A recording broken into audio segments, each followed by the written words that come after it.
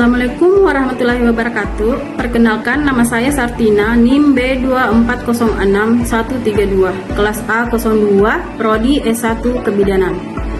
Pada kesempatan ini, saya akan mempresentasikan tugas individu mata kuliah kebijakan dalam kebidanan dengan tema teori sosial kehamilan, persalinan, nifas, medikalisasi, dan pilihan pelayanan yang diampu oleh Ibu Dosen Susianti SST MKop.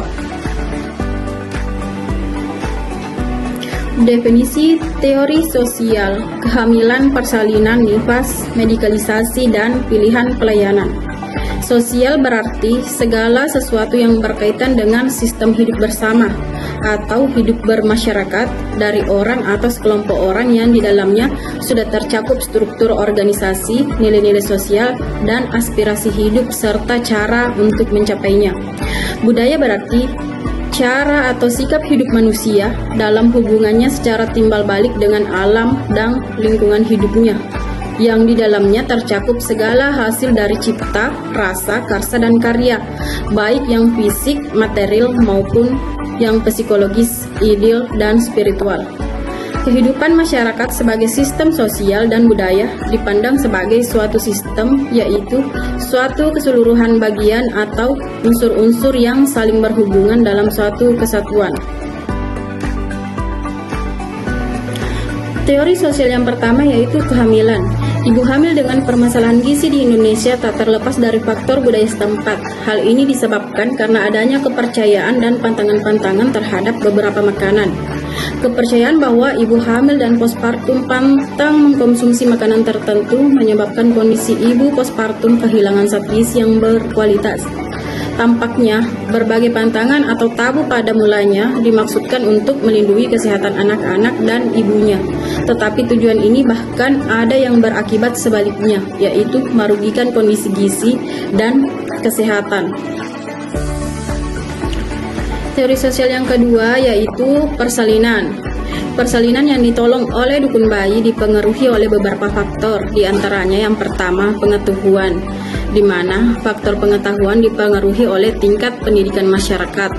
Yang kedua yaitu persepsi terhadap penolong persalinan, dan faktor yang ketiga adalah faktor budaya. Kebiasaan melahirkan yang dibantu oleh dukun bayi sudah turun-temurun dari orang tua mereka sehingga sulit ditinggalkan.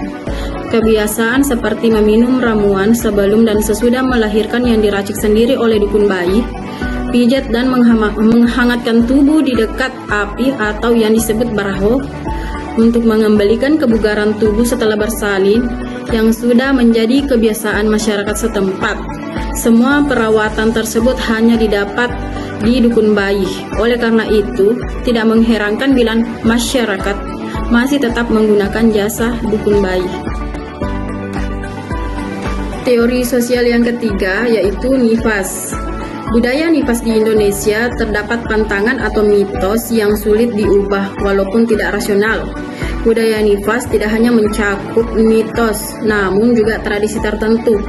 Tradisi yang masih dijalankan oleh sebagian besar ibu melahirkan yang kurang mendukung selama masa nifas, yaitu pantang makanan tertentu seperti daging dan ikan laut yang lebih dikaitkan dengan si bayi, antara lain agar ASI tidak berbau amis. Pantang makanan pada masa nifas dapat menurunkan asupan gizi ibu yang akan berpengaruh terhadap kesehatan ibu dan produksi air susu, sehingga kecukupan gizi bayi juga akan berpengaruh. Perilaku pantang makanan tidak sesuai dengan anjuran untuk mengkonsumsi makanan yang mengandung karbohidrat, sayuran, buah, protein hewani, protein nabati, serta banyak minum setiap hari. Teori sosial yang keempat yaitu medikalisasi. Medikalisasi adalah proses sosial di mana pengalaman atau kondisi manusia secara budaya didefinisikan sebagai patologis dan karena itu dapat diobati sebagai kondisi medis dan dengan demikian menjadi subjek studi medis, diagnosis, pencegahan, atau pengobatan. Medikalisasi dapat didorong oleh bukti atau hipotesis baru tentang kondisi, dengan mengubah sikap sosial atau pertimbangan ekonomi, atau dengan mengembangkan pengobatan atau perawatan baru. Karena medikalisasi adalah proses sosial di mana suatu kondisi menjadi penyakit medis yang membutuhkan pengobatan. Medikalisasi dapat dipandang sebagai manfaat bagi masyarakat.